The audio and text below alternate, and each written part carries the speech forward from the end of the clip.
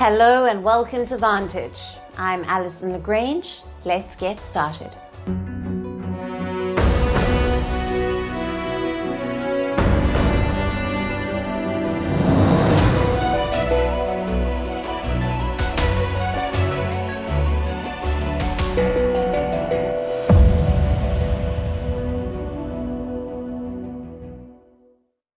It's a busy time for the White House. It is gearing up to host multiple American allies, and among them is a strange guest, Pakistan.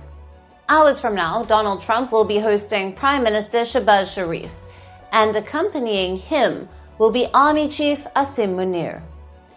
What will be on the agenda at the White House, and what does it mean for India? Also on the show, the US Treasury has sanctioned multiple Indian nationals. We'll tell you why.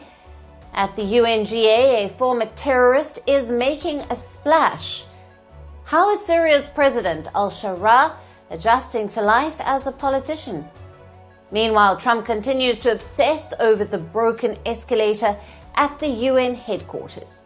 He still believes it's a conspiracy. In Europe, Denmark is battling a mysterious drone challenge. In France, the national debt is ballooning. And in India, a big boost for the Air Force after Operation Sindoor. Also, what is moon rusting?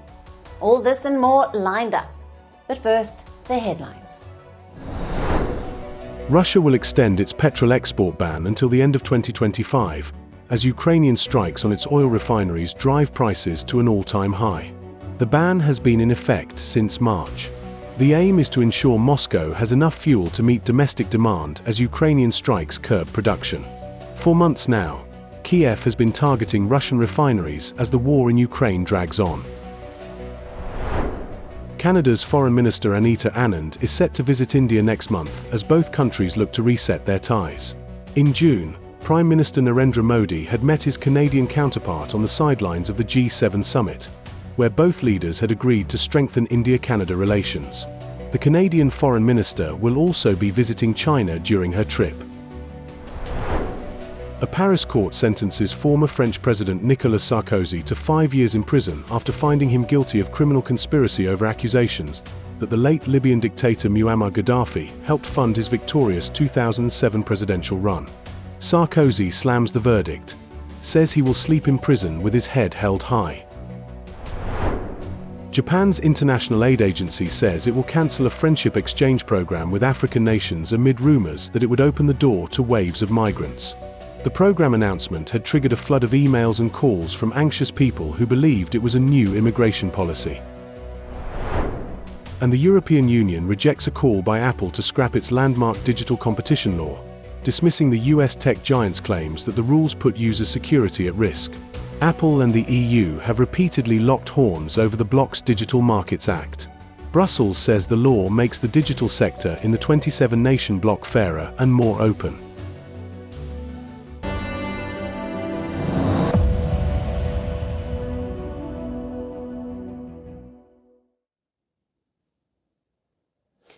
Donald Trump continues his Pakistan outreach. He's all set to host their Prime Minister at the White House.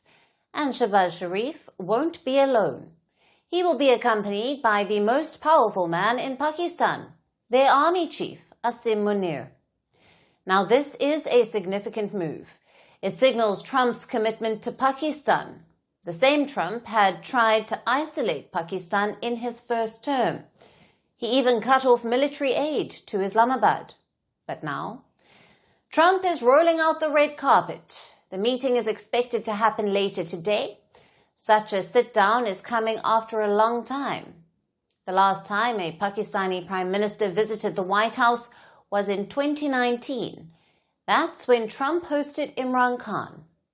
And the Army Chief? Well, this will be his second trip to the White House. Field Marshal Munir was in Washington in June. Back then, Trump had hosted him for a private lunch. In fact, that meeting was unprecedented.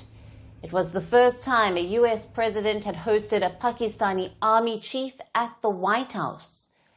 2 months later, Munir is back in the same building. The question is, what's on the agenda? It's mainly 4 issues. Number 1, US investments and debt relief. Pakistan has taken bailouts from the IMF, and the US is the biggest shareholder at the lender. So Islamabad needs US support. Also investments. Trump has signed a mineral deal with Pakistan. The plan is to explore oil and gas reserves in the country. Issue number 2 is security. Pakistan has waded into the West Asian theatre. Last week, they signed a mutual defense deal with Saudi Arabia, and that deal caught Washington off guard. Expect both sides to discuss that agreement today. Also, Pakistan will be betting on US military assistance, perhaps more US weapons or aid packages. The next is issue number 3, Trump's business interests in Pakistan. His family firm has signed a crypto deal with Islamabad. Since then, Pakistan has set up a Bitcoin reserve. Chances are that will also be discussed. And finally, regional issues. Trump has been seeking the return of an Afghan airbase, Bagram. It's just north of Kabul. The Taliban has rejected Trump's demand, and the same Taliban has issues with Pakistan. Maybe Trump will try to find common ground there.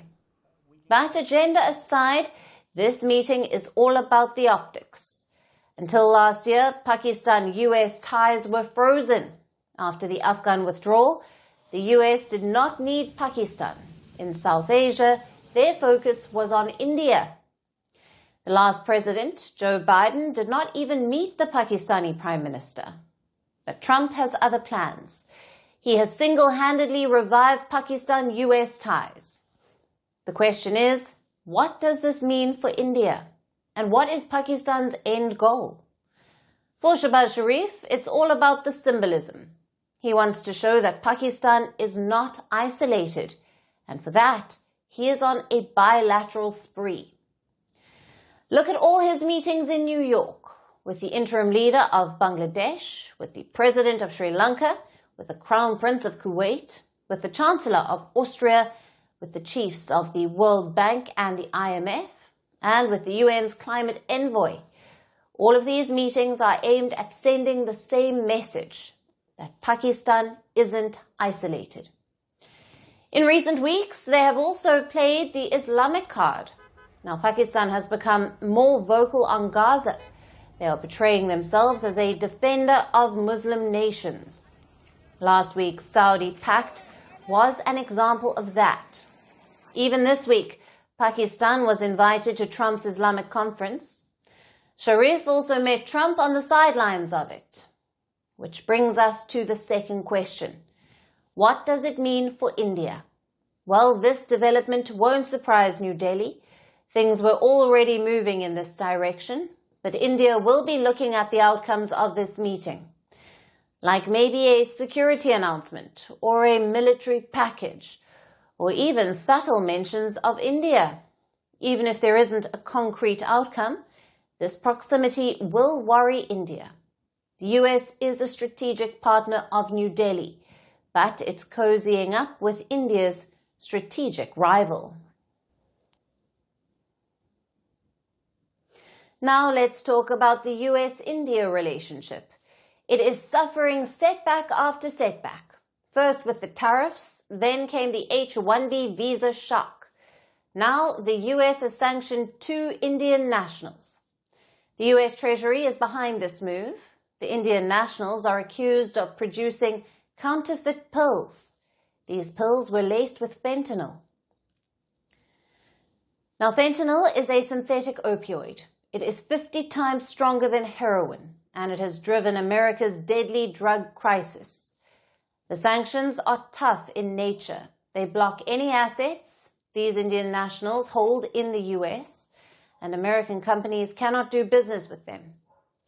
The fentanyl crisis is a big issue for the Americans. US officials say even a small dose of fentanyl can kill. That makes this a serious national security matter for Washington. But the timing of this move is equally significant.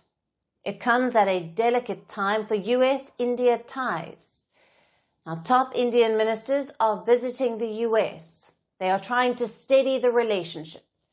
Just weeks ago, the US imposed a 50% tariff on Indian goods.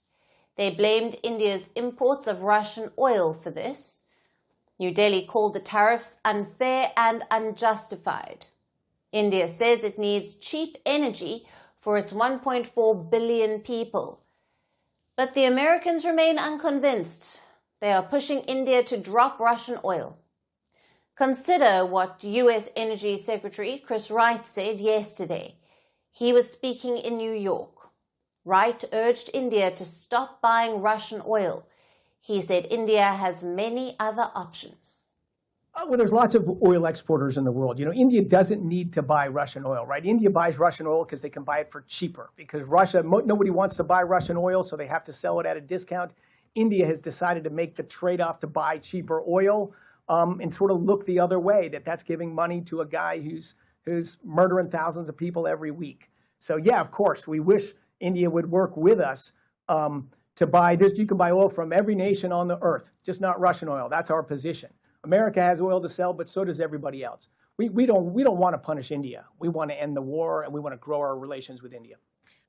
Wright claims America is not trying to punish India, that the Americans just want the war in Ukraine to end and use the oil supplies as leverage. But in the same breath, he ends up pitching American energy supply for India. All of this is happening while Indian ministers are in Washington. External Affairs Minister S. Jaishankar met with Secretary of State Marco Rubio and with Commerce Minister Piyush Goyal meeting U.S. Trade Representative Jameson Greer. The meetings took place on the sidelines of the UN General Assembly. The goal was to restore stability in the relationship. Jaishankar called it a discussion of current concerns. Goyal pushed to restart trade talks. Officials described the mood as constructive. So does that mean there'll be a trade deal soon? Observers are hopeful. According to them, there is hope of a deal that could happen by November, but there is also skepticism. Recent moves from Washington have rattled New Delhi. The $100,000 H-1B visa fee, the 50% tariffs, the new sanctions, and the pressure on Russian oil. President Trump, too, spoke about the same issue at the UN General Assembly. He called India and China the primary funders of the Ukraine war. China and India are the primary funders of the ongoing war by continuing to purchase Russian oil. But inexcusably, even NATO countries have not cut off much Russian energy and Russian energy products, which, as you know, I found out about 2 weeks ago, and I wasn't happy. Think of it. They're funding the war against themselves. Trump warned he could apply more pressure if India keeps buying Russian oil. He defended the H-1B visa fee as well. Trump terms it as a measure to protect American jobs. For Indian officials, these statements highlight the challenge. The talks may continue, but these signals don't spark confidence. The US and India are long-standing partners, but 2025 so far has been marked by tensions over a host of issues. Trade, energy, visas, now sanctions. India is trying to balance optimism with realism. The message is that dialogue will continue, but the hurdles are not going away. India's leaders, both in Washington and in New Delhi, wish to stabilize the relationship. There is hope for a reset, but the road ahead looks challenging. It started as a routine appearance at the UN General Assembly. Donald Trump was at the UN headquarters, ready to give the first UNGA speech of his second term. But it wasn't just business as usual. Trump is calling a case of triple sabotage, an escalator that suddenly stopped, a teleprompter that went dark, and an audio system that supposedly left world leaders straining to hear him. The US president demands an investigation, and the United Nations has only one explanation. Sometimes machines just break down.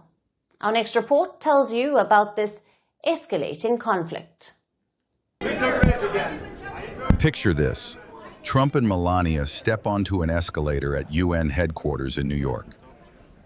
Instead of a smooth glide to the next floor, the thing lurches to a stop. Trump later described it as a near-death experience. He claimed only his grip on the handrail saved him from a face-first tumble onto the sharp edges of steel steps. For most, an escalator hiccup is just a New York City Tuesday. For Trump, it was evidence of sinister forces at work. He took to Truth Social, declaring, "This was absolutely sabotage." To bolster his case, he pointed to a British newspaper report that UN staffers had joked about shutting down escalators for his arrival.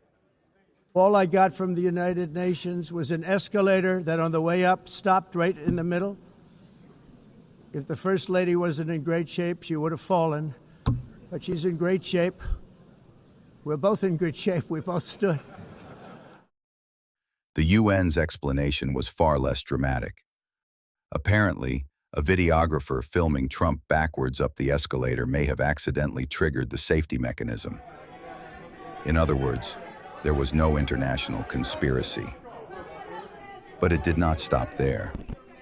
Once Trump finally made it to the podium, he faced his second nemesis of the day, a dark teleprompter. For a man who likes his speeches big and his gestures bigger, this was a huge deal. Trump said that the operator was in big trouble. I can only say that whoever's operating this teleprompter is in big trouble. Here's where things get murky. The UN says the teleprompter belonged to the US delegation, which means the White House was responsible for running it. The White House insists it was UN equipment. Either way, the prompter eventually flickered back to life. But not before Trump had already decided that this too was part of a sabotage plot. I don't mind making the speech without a teleprompter, because the teleprompter is not working. I feel very happy to be up here with you nevertheless, and that way you speak more from the heart. I can only say that whoever's operating this teleprompter is in big trouble. And then came grievance number 3, the sound system. According to Trump, world leaders couldn't hear a word he was saying unless they used interpreter earpieces. In his words, the sound was completely off. The UN's reply? That's how the system is supposed to work. Delegates listen through headsets, which feed them simultaneous translations in 6 different languages. To Trump, this was not a design feature. It was yet another weapon in the arsenal of his foes. This whole saga may sound absurd, but it fits neatly into Trump's long-running feud with the United Nations. He has dismissed it as weak, wasteful, and hostile to American interests. The triple sabotage story gives him a fresh example to hold up before his supporters. A physical symbol of an institution he sees as literally breaking down under his weight. And let's be honest, the imagery is powerful. Trump versus the escalator is almost poetic. In 2015, he launched his presidential campaign by dramatically descending one at Trump Tower. 10 years later, at the UN, an escalator stopped him in his tracks. So where does this escalating conflict go from here? For now, investigations are underway. The US ambassador has demanded answers. The UN says it will cooperate. But if there's one thing we have learned about Donald Trump, it's this: he can turn even a moving staircase into a battlefield.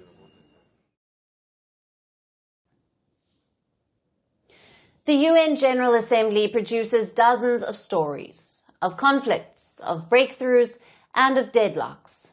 This year, the big story is a transformation. Let me pull up a picture for you. Now, the man on the left is the president of Syria. His name is Ahmed al-Sharaa. Before ruling the country, he was a terrorist, a man who fought for al-Qaeda. Now, look at the person on the right interviewing him. Now, that's David Petraeus. He is one of the most celebrated US generals, also the commander who captured and jailed al-Sharaa. Just imagine that. The hunter and the hunted together. Both men acknowledged the weird dynamic. We were on different sides when I was commanding the surge in Iraq. You were, of course, detained by U.S. forces for some 5 years, including, again, when I was the 4-star there. And here you are now as the president of Syria, which your forces liberated from the murderous Bashar al-Assad regime. At a time when we were in combat, and then we now move to the discourse. We went from war to discourse. Someone who went through war is one who knows most the importance of peace. We cannot judge the past based on the rules of today, and cannot judge today based on the rules of the past. Now that conversation happened on Tuesday. It was part of a historic week for al-Shara and for Syria. He is in New York for the UN General Assembly. It's the first time a Syrian president is visiting since 1967. So, the first address in almost 6 decades. But we'll come to that later. First, let's look at the change in fortunes. Until last year, al-Shara was a designated terrorist. The US had imposed a $10 million bounty on him. If he visited the US this time last year, he would have been arrested on the spot. But in December of 2024, he led a lightning offensive. He toppled the Bashar al-Assad regime in Damascus. So now, he was welcomed with a red carpet. Al-Shara met with a slew of top US officials. He also held talks with Secretary of State Marco Rubio. Then on Tuesday came this discussion, a think tank discussion with the general who arrested him. As expected, the focus was on the transformation. Can the world trust a former terrorist? Can he stabilize Syria? Can he work with regional players? Al-Shara tried to address these concerns. He promised to build an inclusive Syria. He also pledged to make progress with his rival neighbor, Israel. We have made it clear that we will never accept the division of Syria in factions, because this would lead to trouble and risk against neighboring countries, such as Iraq. We have to seize the opportunity in order to reorganize Syria, because this will benefit everybody, all factions, including the Kurds. I believe that we have reached advanced stages, and I hope that that will lead us to an agreement that will keep the sovereignty of Syria and also resolve some of the security fears for Israel. Al-Shara faces a host of challenges, like sectarian violence at home, constant attacks from Israel, covert actions of Iran-backed groups, and Western sanctions. So in New York, al-Shara had 2 main missions. The first is to rebrand himself, shift from a radical image to that of a statesman. He is certainly dressing for the part. Al-Shara donned a suit and tie throughout his trip, and he also appeared at ease with other world leaders. And this is crucial. Al-Shara must convince the world community that he is capable, that he can be trusted to stabilize Syria. In his UNGA speech, he promised justice for victims of sectarian violence. Syrian state formed fact-finding committees, and it also gave the United Nations the permission to investigate, and it reached similar results with unprecedented transparency in Syria. I pledge to bring to justice all those whose hands were stained with the blood of innocents. Which brings us to his second mission. Al-Shara is hoping to lift sanctions on Syria. The US has already lifted most of them, but the most biting sanction is still in place. That's America's Caesar Act. This act imposed sanctions on the Syrian regime, and Trump alone cannot lift them. Any relief will have to be passed by the US Congress, but the lawmakers are split. Yesterday, al-Shara appealed to them at the UNGA. Most of the sanctions are being removed, but there's a Caesar law that was imposed on the previous regime. This law is related to the pictures of the prisoners. The law is related to the Congress, and most of the members are being directed to lift the sanctions. We are waiting to see the consequences. The speech itself was a big moment. It marked Syria's return to the world stage.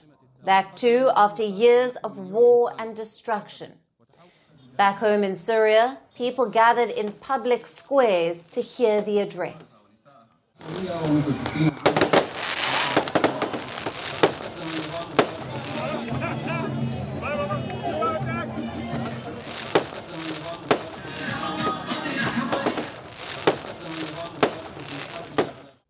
So al-Shara dressed for the part. He also said all the right things in New York. But is he changing anything back home? Well, the initial reports are not encouraging. Just like Bashar al-Assad, al-Shara is being accused of cronyism. He has appointed 3 of his brothers and a brother-in-law to key positions. Plus, his foreign minister lives in al-Assad's palace. Not exactly a good look. Same with elections. Al-Shara has promised parliamentary polls in October, but it's unlikely to be free or fair. Political parties remain banned in Syria. Multiple opposition figures have been excluded. Only regime loyalists are being favored. So while al-Shara enjoys the attention in New York, his people face the same challenges back home. There are many ways that presidents put their stamp on the White House. Some plant trees in the Rose Garden, some change the Oval Office. And well, some decide their predecessor doesn't deserve a portrait at all. I'm talking about Donald Trump. The White House has unveiled a presidential walk of fame. It contains portraits of all previous U.S. presidents. But in place of Joe Biden's portrait, there's a picture of an auto pen. Why is that? And what is Trump trying to signal with this move? Our next report tells you. Think of it as Mount Rushmore meets a hotel corridor. Black and white portraits of every commander-in-chief, each in an ornate gold frame, all lined up neatly along the walkway. This is Donald Trump's new presidential walk of fame outside the West Wing colonnade. Every president is there except Joe Biden. Instead of Biden's face, Trump put up a photograph of an auto pen machine. This is a device that presidents sometimes use to sign documents. Trump has long been obsessed with Biden's supposed overuse of the auto pen. Usually you have a pen to give out to everybody around you. He claims that Biden's aides used it to sneakily sign pardons and executive orders, all without the 46th U.S. president's knowledge. Why? Because Trump believes Biden was not mentally sharp. So using the auto pen means that he wasn't really in charge. It was his aides that were taking all the calls in his name. In June, Trump called for an investigation into Biden and his inner circle. He accused them of covering up what he described as Biden's serious cognitive decline. Trump had even hinted earlier that Biden might be left out of his newly curated presidential gallery. Now, no U.S. president has done something of this level. U.S. presidents might squabble, feud, and roll their eyes at each other's legacies. But the tradition of displaying portraits is one of the last unwritten rules of Washington civility. Even Richard Nixon, who resigned in disgrace, got his photo on the wall. The closest precedent was when Trump, in his first term, had Barack Obama's portrait relocated out of sight. But outright replacing a successor's portrait with a piece of office equipment? That's a new one. And it is not just the presidential walk of fame. Since resuming office, Donald Trump is on a redecoration spree. The U.S. president added gold flourishes to the Oval Office walls. He installed massive flagpoles on the lawn. The Rose Garden was paved with marble patio stone, turning it into a Mar-a-Lago-style event space. Construction is underway on a large new ballroom. The cost is estimated to be $200 million, and it will be borne by Donald Trump and several anonymous private donors. Taken together, it feels less like 1600 Pennsylvania Avenue and more like a Trump hotel lobby. But this new portrait raises a few questions. Is it a bold statement about legitimacy or just plain pettiness? Critics say it is Trump rewriting history on the walls of the White House, turning a tradition of respect into a running gag. Supporters insist it's symbolic truth-telling, a reminder that Biden never really ran the show. Either way, the autopin portrait isn't just decor. It's another chapter in Trump's refusal to accept his 2020 loss, a grievance that he has now framed in gold.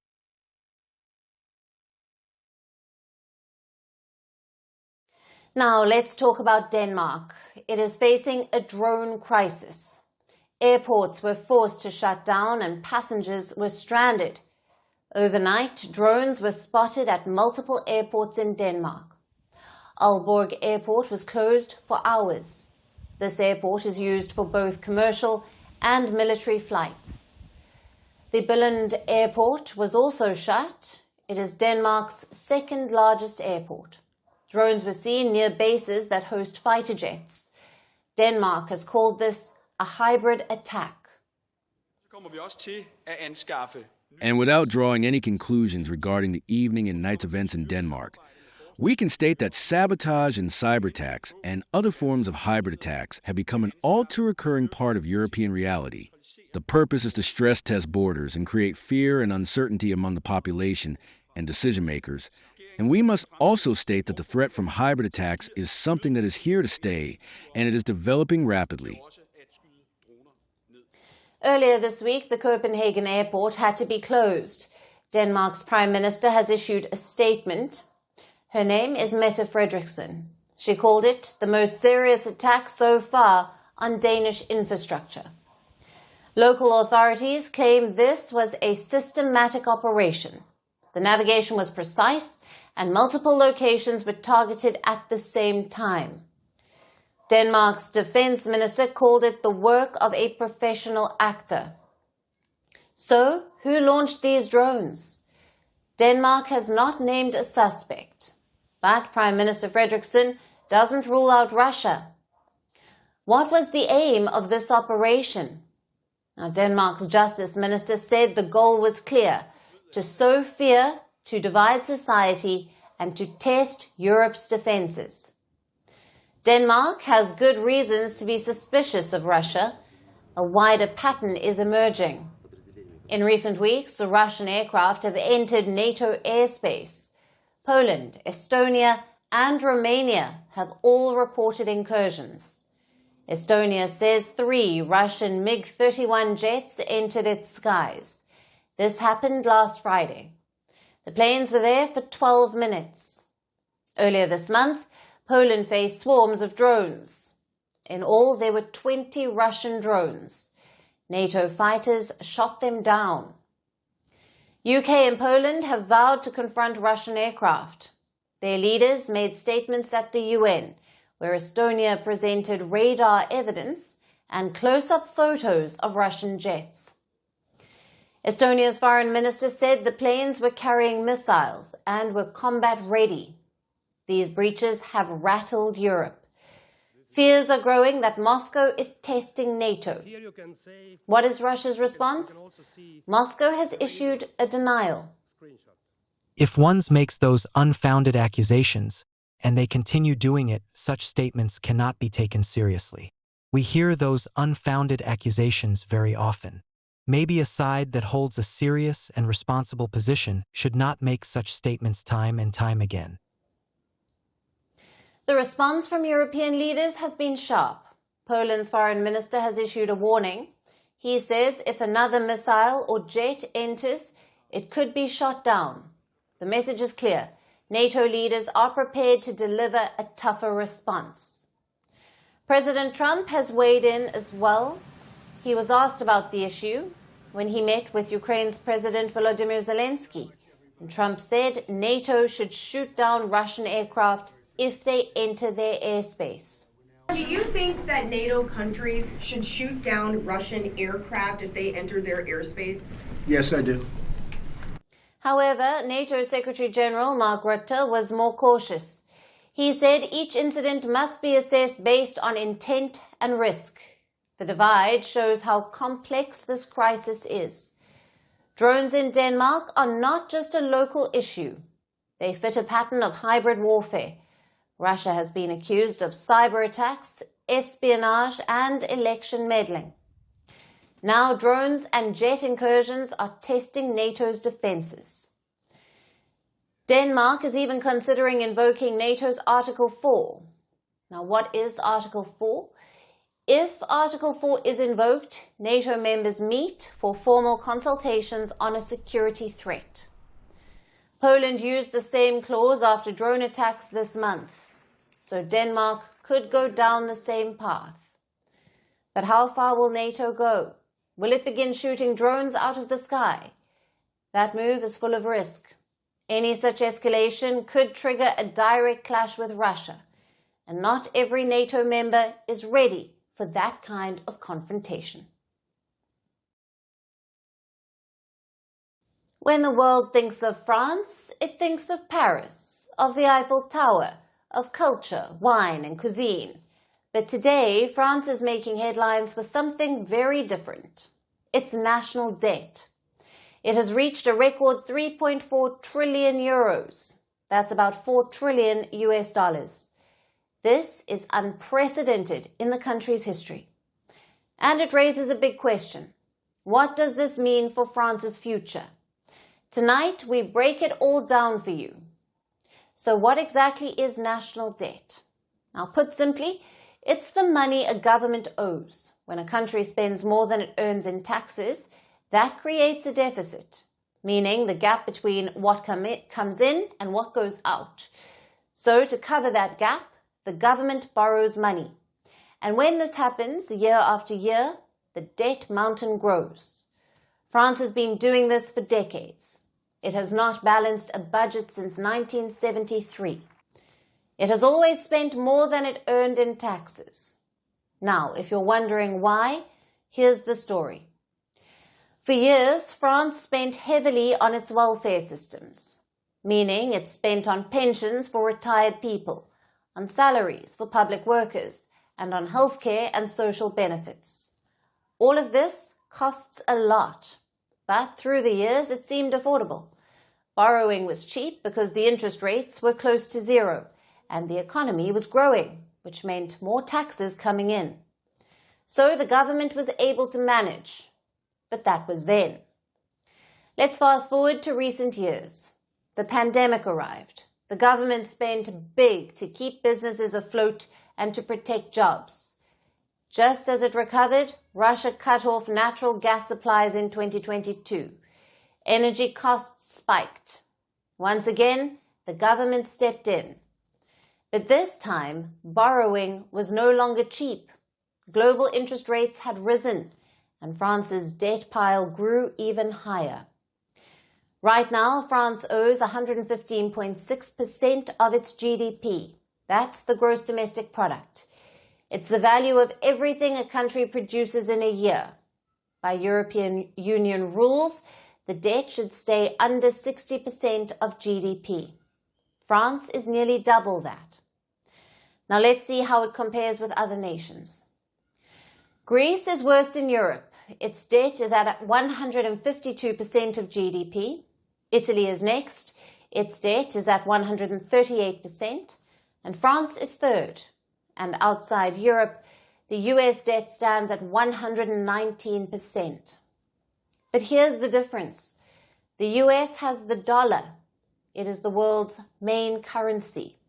It makes borrowing much easier. But France does not have that advantage. So this leaves us with a question. What does this mean for France? It means that more money will now go just to pay interest. Interest is like the extra charge you pay when you borrow money. The cost of servicing France's debt this year is estimated 67 billion euros. That's roughly 79 billion US dollars. To put it simply, more taxpayer money is going to creditors and less is left for schools or hospitals.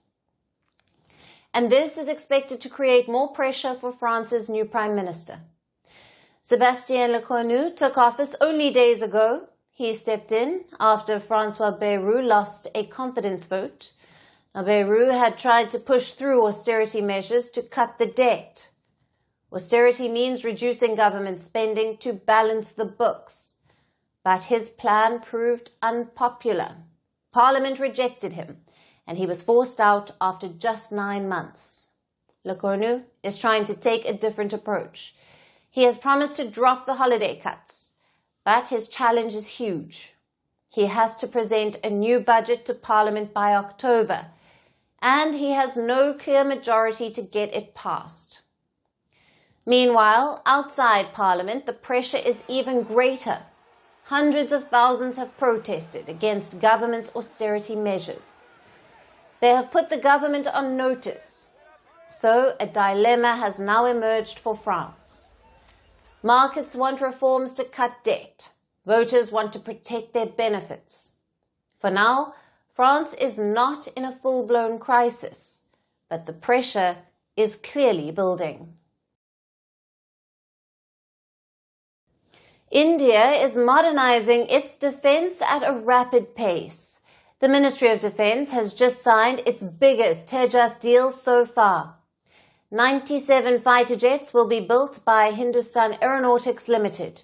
The contract is worth more than 62,000 crore rupees. The variant is called Tejas Mark 1A. It comes with a significant upgrade, and it includes indigenous radar and electronic warfare systems. This comes as the Air Force bids farewell to the MiG-21. But it's not just about fighter jets. India's missile program has touched a new milestone. Yesterday, India tested the Agni Prime missile. It was launched from a rail-based system for the first time.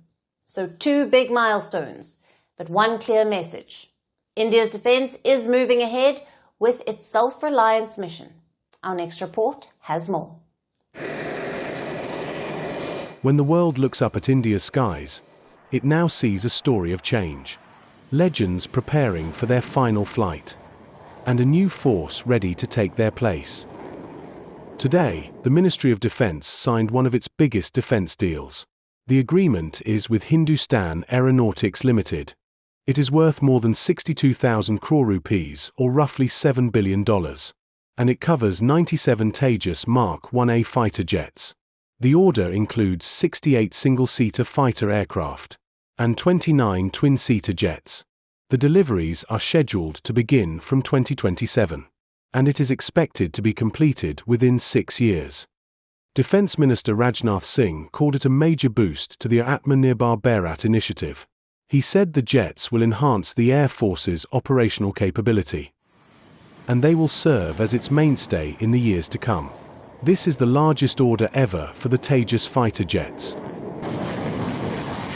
It builds on an earlier contract in 2021. That year, 83 jets were ordered for about 47,000 crore rupees. Since then, the aircraft has been upgraded. The new Tejas variant is sharper. It comes with indigenous radar and electronic warfare systems, and it has more than 64% indigenous content. This milestone comes as India closes the chapter on a legendary jet. Tomorrow, the Indian Air Force will retire the MiG-21. It is a fighter jet that served the nation for nearly 6 decades. The MiG-21 was India's first supersonic jet. It was inducted in 1963. More than 800 jets were brought into service. It fought in the 1965 and 1971 wars. It served in the Kargil conflict of 1999 and was part of the Balakot airstrikes of 2019. It was also the jet flown by Group Captain Abhinandan Varthaman when he shot down a Pakistani F-16 in the same year, as the MiG-21 takes its final bow. The Tejas Mark 1A is ready to step in. 97 new fighters will join the fleet, and they will keep the Air Force strong and future-ready. But the push for modernization goes beyond the skies. India's missile program is also moving ahead at pace. Yesterday, India successfully test-fired an intermediate-range Agni Prime missile. The launch was carried out by Defense Research and Development Organization and the Strategic Forces Command. The missile was fired from a specially designed rail-based mobile launcher. It was the first launch of its kind in India. The Agniprime can strike targets up to 2,000 kilometers away. Its road-mobile version has already been inducted. Now, the rail-based system will add even greater flexibility to our arsenal. This trial follows other recent missile tests. In August, India tested the Agni 5 with a range of 5,000 kilometers.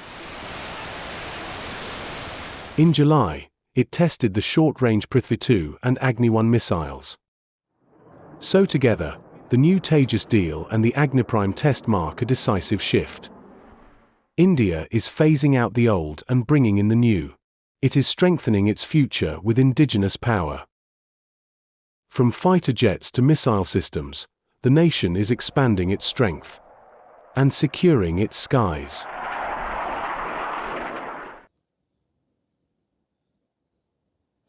And for our next story tonight, let's talk about the Hermit Kingdom. Apparently, North Korea is building a nuclear weapons stockpile. At least, this is what South Korea believes. Seoul has said that Pyongyang is accumulating large quantities of weapons-grade uranium, about 2,000 kilos of highly enriched uranium, meaning uranium at a purity of 90% or higher. And experts say that this is happening as leader Kim Jong-un pushes to expand his nuclear arsenal. What's behind this? Our next report tells you. The year was 2006. North Korea conducted its first nuclear test. And then came a raft of United Nations sanctions, banning Pyongyang from developing nuclear weapons. But the Hermit Kingdom ignored them. While its economy became crippled and malnutrition spread across the nation, North Korea quietly upgraded its weapons system, with several tests of ballistic missiles capable of delivering nuclear warheads, as well as underwater drones, submarines, and warships capable of launching nuclear weapons. Of course, North Korea has never publicly disclosed these details. But now, South Korea has largely confirmed them, saying that its taciturn neighbor has accumulated large quantities of weapons-grade uranium. Uranium is the key material used to produce nuclear warheads. When its enrichment is pushed to more than 90%, this concentration is termed weapons-grade. This sets off a chain reaction, which leads to a nuclear explosion. Seoul intelligence believes that Pyongyang has highly enriched uranium at a purity of 90% or higher. With a 2,000 kilogram stockpile, that's enough for roughly 47 nuclear bombs. Intelligence reports also say that North Korea is operating 4 enrichment plants. And this only adds to outside assessments about Pyongyang's covert atomic operations. Last year, North Korea released some photographs. They showed a uranium enrichment facility. This was the first such disclosure in more than a decade. Earlier this year, North Korean state media again reported about leader Kim Jong's visit to a nuclear material production base. That's when Kim called for overfulfilling the plan for producing weapons-grade nuclear materials. And analysts began scrutinizing the photos. They noticed that the 2 plants were different, meaning North Korea had built additional uranium sites. And now, South Korea has put the number at 4. But as Kim pushes to expand his nuclear arsenal, many are worried, particularly South Korea and the West. When South Korean President Lee Jae-myung took office in June, he promised a dovish approach towards Pyongyang, as compared to his hawkish predecessor, Yoon Suk-yeol. So now, Seoul has reiterated that stopping North Korea's nuclear development is an urgent matter. But it has added that sanctions will not be effective. The only solution lies in dialogue. Like a summit between Pyongyang and Washington. Since 2019, international diplomacy to end North Korea's nuclear program has been stalled. That's when Kim and President Donald Trump, during his first term, could not agree on how fast North Korea should denuclearize, and when Washington should lift sanctions in return. And this has effectively left Pyongyang's nuclear expansion unchecked. During his second term, Trump has repeatedly expressed interest in talks with Kim. But his counterpart hasn't shown much interest in dialogue until recently. When Kim said that he will return to the negotiation table, but only as long as the US does not demand that North Korea surrender its nuclear arms. So as North Korea grows its nuclear capabilities, the world faces a familiar, yet increasingly dangerous dilemma: how to contain a nuclear-armed nation before it's too late.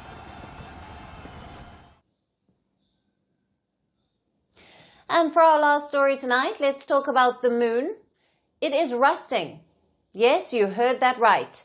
In the early 2000s, India's Chandrayaan-1 mission probed the moon. The space probe sent back data, and based on it, in the year 2020, scientists found the presence of rust on the lunar surface. But this was strange, because the moon doesn't have oxygen or liquid water, the two things needed to make rust. Since then, this rusty mystery has puzzled researchers. But now they seem to have the answers, and scientists say it is the Earth's fault that the moon is rusting. Here's a report. It is a large ball of rock with mountains, huge craters caused by asteroid impacts, and flat plains ironically known as seas. We are talking about the moon. It is about a quarter of the size of Earth, and we see it almost every day as it appears in the night sky. Yet, we know so little about this object that orbits our planet. Year after year, scientists have launched missions to study it. We have done everything from sending tortoises to the moon to walking on the lunar surface ourselves. One such critical mission was India's Chandrayaan-1. It was launched in 2008 to orbit the moon, and it sent back crucial data. Scientists have been studying it ever since. In 2020, the data showcased something fascinating. Scientists realized that the moon was rusting, even though, surprised, it shouldn't be. And technically because it can't. To understand this, let's go back to science that you probably learnt in primary school. Rust happens when iron meets water and oxygen. Water acts as a catalyst. It enables the iron and oxygen molecules to react, and they form a particular type of iron oxide, which is scientifically known as hematite, or, more simply, as rust. We see this with our windows, pillars, or even utensils made of iron.